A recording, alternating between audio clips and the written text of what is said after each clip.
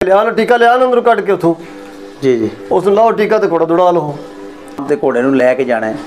ज़ाहिर है शेड्यूल के मुताबिक एक ऐलान होया जलसा है लेकिन साडा घोड़ा कह लो रेडी नहीं है उस तरह तैयार नहीं है कोई मसला कर रहा है तो साडे दिल च कोई डाउट है उहदे वाल की कहना चाहोगे सर यह बड़ा बड़ा सवाल किया जी जी जी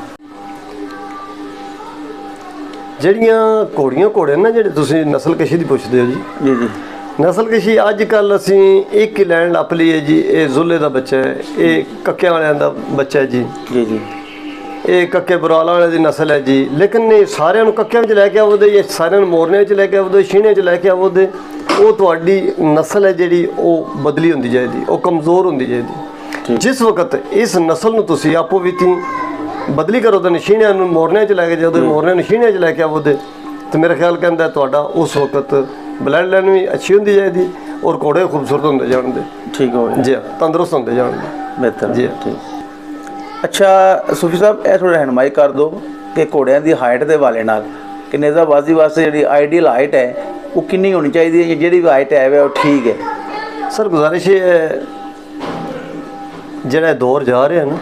जी जी ਇਹਦੇ ਚੋਂ ਰਹਿ ਗਈ ਛੜੀ ਨੇਜ਼ਾਬਾਜ਼ੀ ਤੁਹਾਨੂੰ ਕੱਲ ਵੀ ਦੱਸੀ ਮੈਂ ਗੱਲ ਅੱਜ ਵੀ ਇਹ ਦੱਸਣਾ ਪਿਆ ਇਹ ਨਿਸ਼ਾਨੇਬਾਜ਼ੀ ਰਹਿ ਗਈ ਇਹਦੇ ਵਿੱਚ ਹਾਈਟ ਜਿਹੜੀ ਇਹ ਘੋੜੇ ਦੀ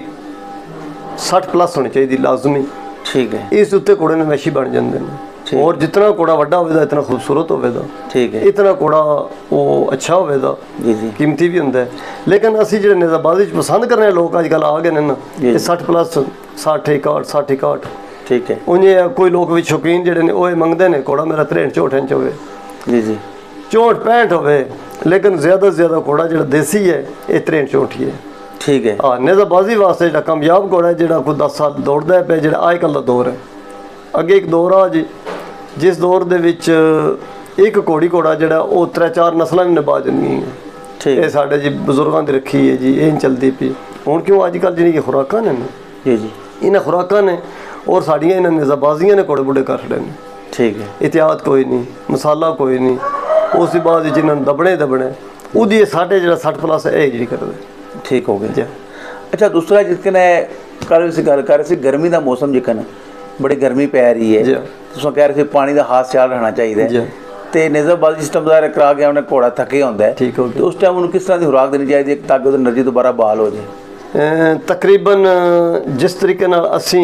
ਇਹ ਕਹਿੰਦੇ ਹਾਂ ਸਾਨੂੰ ਨਿਮਕੋਲ ਕੇ ਕੀ ਉਸਨੂੰ ਕਹਿੰਦੇ ਜਿਹੜਾ ਉਹ ਪੀਂਦੇ ਨੇ ਜੀ ਜੀ। ਪਾਣੀ 'ਚ ਪਾ ਕੇ ਇਸੇ ਤਰੀਕੇ ਦੇ ਨਾਲ ਜੇ ਇਹਨਾਂ ਨੂੰ ਥੋੜਾ ਜਿਹਾ ਨਿਮਕ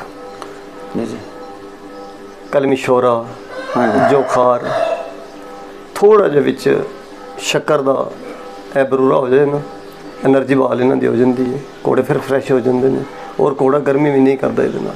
बेहतर हो गया ਜੇ ਮਸਾਨਾ ਉਹਦਾ ਜਿਹੜਾ ਇਹ ਠੰਡਾ ਟੀ ਕਰ ਰਹਿੰਦਾ ठीक हो ਘੋੜੇ ਦਾ ਮਸਾਨਾ ਮੇਰਾ ਠੰਡਾ ਤੇ ਘੋੜਾ ਠੰਡਾ ਹੀ ਠੰਡਾ ठीक हो ਜੀ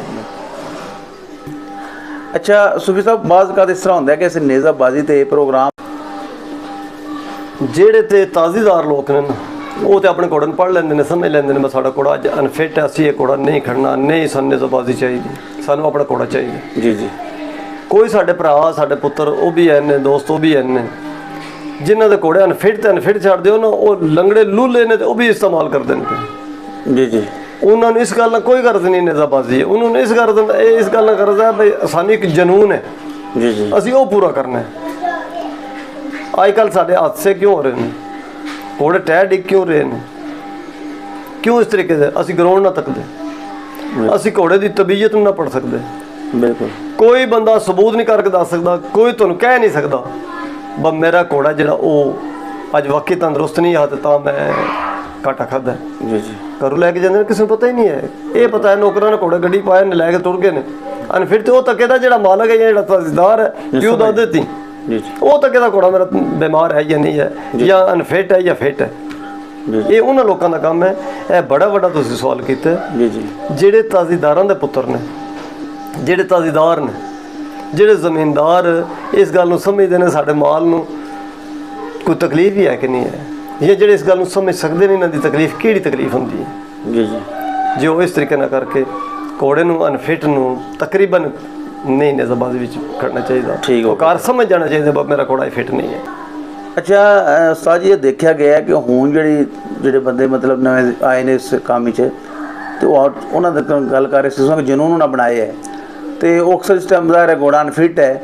ਤੇ ਇੱਕ ਟ੍ਰੈਂਡ ਚੱਲਿਆ, ਰਿਵਾਜ ਬਣਿਆ ਕਿ ਟੀਕਾ ਲਾ ਲਓ।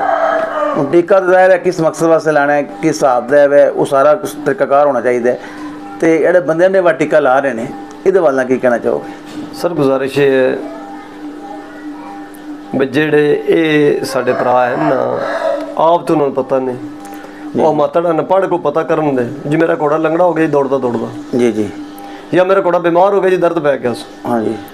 ਮੈਂ ਇਹ ਗੱਲ ਕਹਾਂਗਾ ਜੀ ਫਟਾਫਟ ਇਹ ਟੀਕਾ ਜਾ ਕੇ ਲੈ ਉਹਨੂੰ, ਮੈਨੂੰ ਪਤਾ ਹੈ ਜਾਂ ਨਹੀਂ ਹੈ ਜੀ ਜੀ, ਇਹ ਟੀਕਾ ਲੈ ਉਹਨੂੰ ਤੇ ਲਿਆ ਕੇ ਲਾ ਲਓ ਜੀ। ਹਾਂਜੀ, ਉਹਨੂੰ ਤਕਰੀਬਨ ਪਤਾ ਹੀ ਨਹੀਂ ਹੈ, ਉਹਨਾਂ ਦਾ ਤਜਰਬਾ ਹੀ ਨਹੀਂ ਹੈ ਭਾਈ ਘੋੜੇ ਨੂੰ ਵਾਕਈ ਟੀਕਾ ਲਾਣਾ ਚਾਹੀਦਾ ਜੀ। ਅੱਛਾ ਉਹ ਇਸ ਤਰੀਕੇ ਨਾਲ ਕਰਦੇ ਨੇ, ਬਸ ਟੀਕਾ ਮੰਗਵਾਇਆ, ਮੈਂ 2 ਝੋਨੇ ਦਾ ਬਾਜ਼ੀਆਂ ਤੇ ਗਿਆ ਜੀ ਜੀ, ਉਹ ਜੀ ਉਹ ਘੋੜਾ ਫਲਾਣਾ ਜਿਹੜਾ ਉਹ ਨਹੀਂ ਠੀਕ, ਦੋਏ ਨੇ ਆਖਿਆ ਲਿਆ ਨਾ ਟੀਕਾ, ਲਿਆ ਨਾ ਅੰਦਰੋਂ ਕੱਢ ਕੇ ਉੱਥੋਂ, ਜੀ ਜੀ, ਉਸ ਨੂੰ ਲਾਓ ਟੀਕਾ ਤੇ ਘੋੜਾ ਦੌੜਾ ਲਓ। ਉਹ ਅੱਜ ਦੀ ਦਿਹਾੜ ਤੇ ਕੱਢੋ ਨਾ, ਉਹ ਫਿਰ ਅੱਜ ਦੀ ਦਿਹਾੜ ਕਰਨੀ ਵਾਲੀ ਗੱਲ ਰਹਿ ਗਈ ਨਾ। ਬਿਲਕੁਲ ਬਿਲकुल, ਇਹ ਸਰਾਸਰ ਜ਼ਿਆਦਤੀ ਹੈ ਔਰ ਸਰਾਸਰ ਜ਼ੁਲਮ ਹੈ।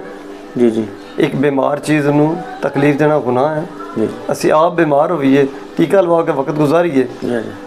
ਉਸ ਤੋਂ ਬਾਅਦ ਸਾਨੂੰ ਕੋਈ ਬੰਦਾ ਆ ਕੇ ਕਰ ਮਜ਼ਦੂਰੀ ਕਿਉਂ ਨਹੀਂ ਕਰਦਾ ਪਿਆ, ਤੇ ਫਿਰ ਜ਼ਿਆਦਤੀ ਹੈ ਨਾ। ਜੀ ਜੀ, ਇਸੇ ਤਰੀਕੇ ਨਾਲ ਇਸ ਜਾਨਵਰ ਨਾਲ ਵੀ ਜ਼ਿਆਦਤੀ ਹੈ, ਉਹ ਨਹੀਂ ਕਰਨਾ ਚਾਹੀਦਾ। ਤੇ ਇਹਦਾ ਫਿਰ ਮਤਲਬ ਜਿਸ ਤਰ੍ਹਾਂ ਘੋੜਾ ਫਿਰ ਅਨਫਿਟ ਹੈ ਤੇ ਟੀਕਾ ਵਗੈਰਾ ਲਾਉਂਦੇ ਨਹੀਂ, ਜਾਂ ਕੋਈ ਹੋਰ ਫਿਰ ਮੁਨਾਸਬ ਹੱਲ ਹੈ, ਜਾਂ ਮਤਲਬ ਘੋੜੇ ਨੂੰ ਸਾਈਡ ਤੇ ਕਰ ਦਿਓ? ਉਹਨੂੰ ਸਾਈਡ ਤੇ ਕਰ ਦਿਓ, ਉਹਦੀ ਟ੍ਰੀਟਮੈਂਟ ਕਰੋ ਘਰ ਲਿਆ ਕੇ। ਠੀਕ ਹੋ ਗਿਆ,